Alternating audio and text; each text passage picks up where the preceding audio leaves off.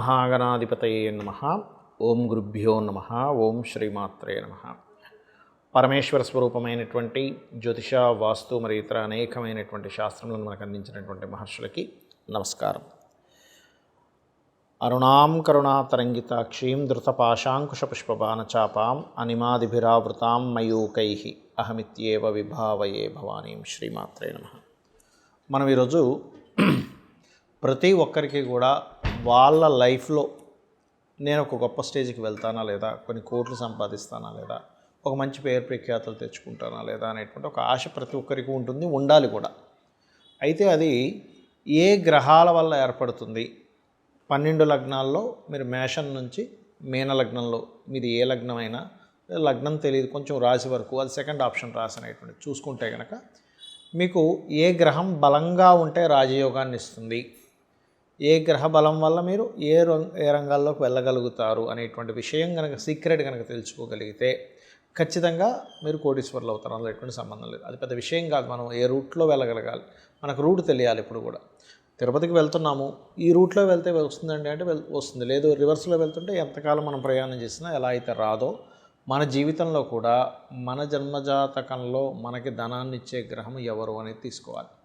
ఆ రకంగా ఒకవేళ ఆ గ్రహం కనుక అంత బలంగా లేదు, మనకు యోగకారకమైన గ్రహం బలంగా లేదు, అలాంటప్పుడు ఎటువంటి పరిహారాలు చేసుకోవాలి, చిన్న చిన్నవి మంత్రంతోనో, దానంతోనో, గోసేవతోనో ఎలా చేసుకోవాలనేటువంటిది వీడియో ఎండింగ్ వరకు చెప్తాను. కాబట్టి వీడియో ఎండింగ్ వరకు చూడండి.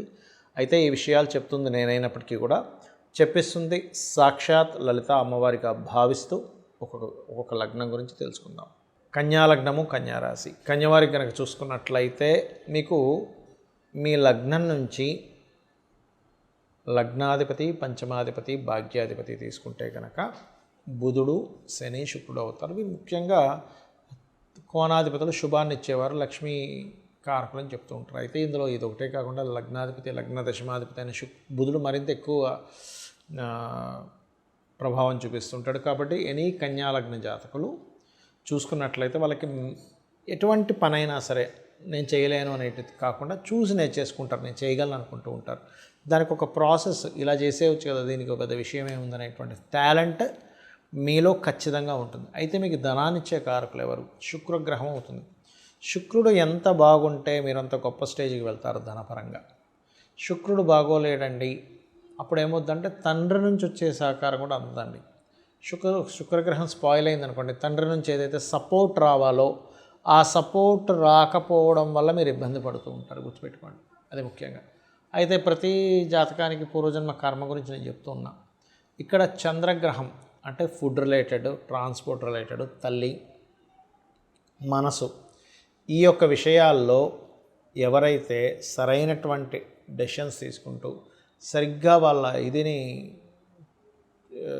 చేసుకుంటూ ఉంటారో అక్కడ వీళ్ళకి బాగుంటుంది, గుర్తుపెట్టుకోండి ఎప్పుడు కూడా చంద్రగ్రహం.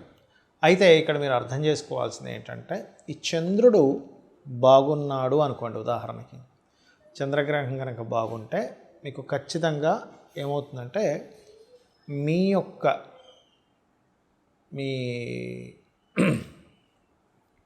మీరు ఏదైతే మానసికంగా స్ట్రాంగ్ అవ్వడము లేదా ఫుడ్ రిలేటెడ్ వాటి మూలంగానే కలిసి రావడం జరుగుతూ ఉంటుంది. కానీ చంద్రుడు పాడైతే మీరు బిజినెస్ లైన్లోకి వెళ్ళడం కరెక్ట్ కాదు. అందులో ముఖ్యంగా ఫుడ్, ట్రాన్స్పోర్టింగు, చిన్నపిల్లలకు సంబంధించిన ఐటమ్స్ ఇవి, ఇట్లాంటి వాటి జోలికి వెళ్ళకూడదు. అయితే మీ లగ్నానికి శుభుడు చక్కగా శని అని అనుకున్నాం, శని కూడా శుభుడు అని చెప్తున్నా. కాబట్టి ఇక్కడ ఏంటి 5-6 లార్డ్షిప్ వచ్చింది. కాబట్టి ఈ శని గనక పాడయ్యాడా నిర్ణయం మీరు అస్సలు తీసుకోకండి. ఇంకా మీరు ఇంకెవరి మీదైనా అడిగి దాన్ని ఒకటికి 4 సార్లు, ఎందుకంటే నిర్ణయమే మన జీవితాలు అవుతాయి, గుర్తుపెట్టుకోండి. అలాగే ద్వితీయ భాగ్యాధిపతి పాడైనప్పుడు ధన విషయంలో శుక్రవారాలు, మంగళవారాలు కొంత జాగ్రత్తగా ఉండాలి. దశమాధిపతి, లగ్న దశమాధిపతి బుధుడు ఎంత బాగుంటే అంత కెరీర్ పరంగా బాగా ఇదవుతారు. అంటే ఒక్కొక్క వ్యక్తి ఒక్కొక్క పరంగా మీరు సక్సెస్ అవుతారు. కాబట్టి చంద్రుడు బాగుంటే వ్యాపారాల్లో, బుధుడు బాగుంటే ఉద్యోగంలో, అందులో ముఖ్యంగా మార్కెటింగ్, బిజినెస్ రిలేటెడ్ ఉద్యోగాల్లో బాగా సక్సెస్ అవుతారు. ఇక మీరు చేయవలసింది వెంకటేశ్వర స్వామి ఆరాధన చేయండి, అనే విధానం బాగుంటుంది. ఇక్కడ ఏంటంటే మనకి ఏ ప్లానెట్ పాడైంది అనేది ముఖ్యంగా తెలుసుకోవాలండి ఎప్పుడు కూడా. ఎలా అయితే మనం చూడండి, మన బాడీలో, మన బాడీ పార్ట్స్లో కూడా ఫలానా వైటమిన్స్ తగ్గాయి అన్నప్పుడు మనం ఏం చేస్తాం, ఆ వైటమిన్ తగ్గిన దాన్ని తీసుకుంటాం. లేకపోతే పలానా ఫుడ్ వల్ల మీ హెల్త్ పాడవుతుంది అన్నప్పుడు దాన్ని అవాయిడ్ చేస్తాం, అంతే కదా. బాగా షుగర్ ఉంది, రైస్ ఎక్కువ తినకండి, కార్బోహైడ్రేట్స్ విపరీతంగా వచ్చేస్తాయి, దానివల్ల ఇబ్బంది వస్తుంది, అప్పుడు రైస్ని అవాయిడ్ చేస్తాం, కాస్త కూరలు ఎక్కువ తింటాం. అలాగే మనకి కూడా జన్మజాతకంలో ఏ ప్లానెట్ మనకి యోగకారకమో ఆ ప్లానెట్ని ఇంకో ప్లానెట్ పాడు చేస్తున్నప్పుడు నవగ్రహాలకు కూడా ఆ శక్తి ఉంటుందండి. గొప్ప వ్యక్తిని చేసే శక్తి ఉంటుంది, మనకి ఇబ్బంది పెట్టే శక్తి ఉంటుంది. అంటే ఏమిటి, అవేవో మన మీద పనిగట్టుకొని కోపంతోనో ద్వేషంతోనో చేస్తున్నటువంటిది కాదు. మన పూర్వజన్మ కర్మే ఆ రూపంలో ఖచ్చితంగా వచ్చి మనల్ని ఆ రకంగా రూల్ చేస్తూ ఉంటుంది.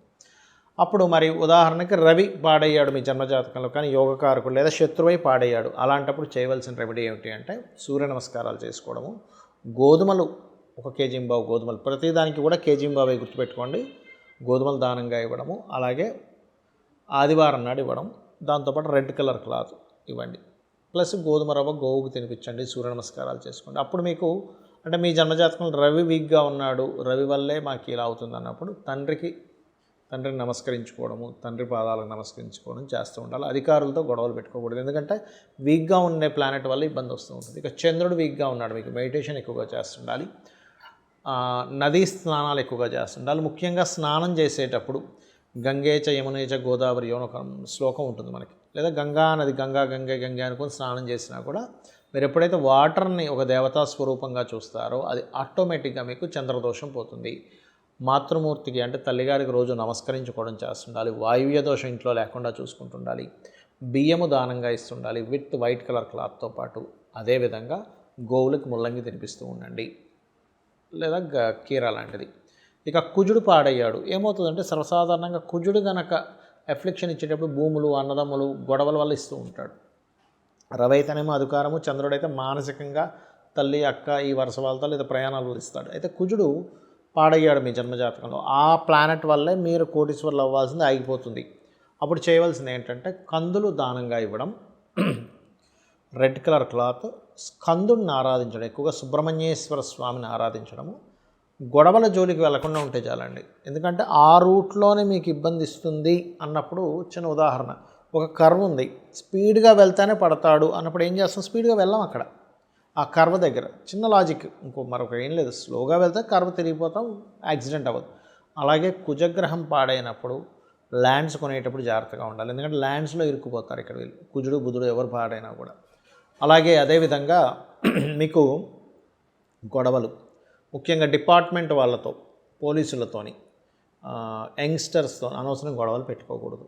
గోవుకి క్యారెట్స్ తినిపించడము, సుబ్రహ్మణ్యేశ్వర స్వామి ఆరాధన, లేదా నిద్ర లేస్తూనే ఓం స్కందాయ నమః అని నామస్మరణ చేయడం. ఎప్పుడైనా గుర్తుపెట్టుకోండి, ఏదైనా ఒక ప్లానెట్ బాగాలేనప్పుడు ఆ రోజుల్లో మీరు ఏది మంగళవారం కుజుడు అంటే ఏది ఇంపార్టెంట్ ఏవి స్టార్ట్ చేయకూడదు. ఇక బుధగ్రహం పాడైంది, మీకు స్పాయిల్ అయింది, అప్పుడు చేయవలసింది ఏంటంటే విష్ణు సహస్రనామాలు వింటూ ఉండాలి, శ్రవణం పఠనం ఏదైనా చేయొచ్చు, గోవులకి గోంగూర తినిపించడము, బంధువర్గం వారితో ఒక్కోసారి మనకు తెలియకుండానే కొన్నిసార్లు చాలామంది తెలియక అది ఒక అలవాటు అయిపోతుంది, అక్కడ మాటలు ఇక్కడ మాటలు అక్కడ వినడం, అవునా అనుకొని మనం రియాక్ట్ అవ్వడం, ఇవి చేయకూడదు. బికాజ్ ఆఫ్ కమ్యూనికేషన్స్ కారకుడు, ఆ కమ్యూనికేషన్స్ వల్లే ఇబ్బందులు వస్తాయి. సో ఇది. అండ్ వ్యాపార సంబంధించిన విషయాలు తొందరపడి చేయడం, ఇవి జాగ్రత్తలు తీసుకోవాలి, పెసలు దానంగా ఇస్తూ ఉండాలి. ఇక గురుగ్రహం పాడైంది మీ జన్మజాతకంలో, అప్పుడు ఏమిటి అని చెప్పి చూసుకున్నట్లయితే గురువు ప్రధానంగా ఇక్కడ గురుగ్రహం పాడైనప్పుడు మిస్గైడింగ్స్ ఎక్కువగా జరుగుతూ ఉంటాయి. అలాంటప్పుడు సరైన గైడింగ్ మనం తీసుకుంటున్నామా లేదా అనేటువంటిది ఒక జాగ్రత్త తీసుకుంటూ, మీకు దగ్గరలో ఆలయాలు ఉన్నట్లయితే అక్కడ మీరు పసుపు, గంధము ఆ ఆలయాల్లో దేవత సంబంధించిన కైంకర్యాలకు వాడుకోవడానికని మీరు భక్తి శ్రద్ధలతో ఇవ్వడము, గురువులకు నమస్కరించుకోవడము. ఎందుకంటే గురువు పాడైతే కనుక ఏమవుతుందంటే గురువుల ద్వారానే, అంటే గైడింగ్ చేసేవాళ్ళే సరిగ్గా చేయరు, ఇది ప్రధానంగా తీసుకోవాలి. అదేవిధంగా మరొక విషయం ఏంటంటే ఈ గురువారాలు ఇంపార్టెంట్ డెసిషన్స్ తీసుకోకూడదు, గోవులకి అరటికాయలు తినిపించడం గురువారం చేస్తూ ఉండాలి, ఇది ప్రధానంగా తీసుకోవాలి. అదేవిధంగా కొన్నిసార్లు ఏంటంటే మీకు ఇష్టం వచ్చిన, అంటే చాలామంది తెలియక ఏంటంటే ఒకదానికొక ఇవి చేస్తూ ఉంటారు, కొన్ని దేవతా సంబంధించిన విషయాల్లో కానీ తెలియక. కొంతమంది చూడండి కొన్ని నియమ నిబంధనలు తెలియక ఏదో దేవతా సంబంధించిన ప్రారంభిస్తూ ఉంటారు, దానికి కొన్ని నియమాలు ఉంటాయి. అవి ముఖ్యంగా శుక్రగ్రహం పాడైతే సర్వసాధారణంగా స్త్రీ శాపం శుక్రగ్రహం వల్ల వస్తూ ఉంటుంది. అంటే ఏమిటి, మీరు పూర్వజన్మల్లో స్త్రీకి ఎవరికైనా ఇబ్బంది పెట్టడం వల్ల ఈ రూపంలో, స్త్రీ రూపంలో వస్తుంది ఇక్కడ. అలాంటప్పుడు వీలైనంత మట్టుకు వారితో మర్యాదగా వ్యవహరించడమే ఉత్తమమైనటువంటి రెమెడీ. అంతకు మించి మరొకటి ఏమీ లేదు. అంటే ఇవన్నీ నేను మీకు ఎందుకు చెప్తున్నా అంటే మనిషి ఎందులో ఇరుక్కుంటాడు, ఏ ప్లానెట్ వాళ్ళు, ఇది తెలుసుకుంటే చాలు మనం గొప్పవాళ్ళం అవడానికి. అలాగే మరొక విషయం ఏంటంటే ఈ శుక్రగ్రహం మీకు మంచి ఫలితాలు ఇవ్వాలంటే శ్రీమాత్రే నమః అనే మంత్రానికి మించింది మరొకటి లేదు. అలాగే శుక్రవారాలు, శుక్రుడు పాడయ్యాడు, షష్టాష్టకాల్లో ఉన్నాడు, లేకపోతే పాపగ్రహాలతో కలిసి ఉన్నాడు, ఎటువంటి ఇంపార్టెంట్ డెసిషన్స్ కానీ ఏవి కూడా శుక్రవారం తీసుకోకండి. శ్రీమాత్రే నమః మంత్రము, విష్ణు లలితా సహస్రనామాలు చదవడము, గోవులకి 3 చపాతీలు తేనె పూసిన నూనె వేయకుండా కాల్చిన చపాతీలు 3 చపాతీలు తినిపిస్తూ ఓం సంపత్కరీ సమారూఢ సింధుర వ్రజ సేవితాయ నమః చేస్తూ ఉండండి. ఇక శని అంటే సహజంగా రోగానికి కారకుడు, లేట్ అవ్వడము, అన్నీ కొంచెం అవమానాలు పడడం జరుగుతూ ఉంటాయి. బాగోపోతే, బాగుంటే ఆయనే గొప్ప వరాన్ని ఇచ్చినట్టుగా అన్ని అద్భుతంగా కొన్ని తరాలు సరిపోయేంత దానాన్ని కూడా ఆయన ఇస్తాడు, ఆస్తుల్ని. కానీ నూనె దానంగా ఇవ్వండి. శని మీకు వీక్గా ఉన్నాడంటే నూనె దానంగా ఇవ్వడం, గోవులకు బెల్లం తినిపించడం, నువ్వులు దానంగా ఇవ్వడం, శుక్రుడికి అయితే బొబ్బర్లు దానంగా ఇవ్వడం, ఇవి చేయండి. అలాగే విత్ బ్లూ కలర్ క్లాత్తో. ఇక రాహుకేతువులు కనుక అయ్యారంటే, రాహువు ముఖ్యంగా ఏంటంటే మీకు ఇల్యూజన్, అంటే ఏదో జరిగిపోతుందని ఒక భయాన్ని క్రియేట్ చేస్తాడు. కేతు ఏంటంటే నాకేం అవసరం లేదనేటువంటి ఒక రకమైన స్థితికి తీసుకెళ్ళిపోతాడు. అంటే నాకేమీ అక్కర్లేదు, నాకేం పట్టట్లేదు అనేటట్టుగా. అంటే ఇది వైరాగ్యము అండ్ మోసపోవడానికి రాహు కూడా కారకుడవుతాడు. కాబట్టి మీరు రాహుగ్రహం బాగా వీక్గా ఉంది, ఇబ్బంది పడుతున్నాము అన్నప్పుడు మీరు చేయవలసింది ఏంటంటే దుర్గా ఆరాధన, మినుములు దానంగా ఇవ్వడం. కేతు వీక్గా ఉన్నాడు అన్నప్పుడు గణపతి ఆరాధన, ఉలవలు దానంగా ఇవ్వడం చేయండి. ఉలవలతో మల్టీ కలర్ క్లాత్, మినుములతో సిమెంట్ కలర్ క్లాత్ దానంగా ఇవ్వండి. ఖచ్చితంగా ఇది చేయడం వల్ల రాహు తాతగారిని ఎక్కువగా నమస్కరించుకుంటూ ఉండాలి. కేతు అయితే అమ్మమ్మని, నానమ్మని ఎక్కువ నమస్కరించుకుంటూ ఉంటే వాళ్ళ బ్లెస్సింగ్స్తో మీకు ఉండేటువంటి దోషాలు పోతాయి. అమ్మవారి అనుగ్రహం కూడా మీకు కలుగుతుంది. శ్రీమాత్రే నమః.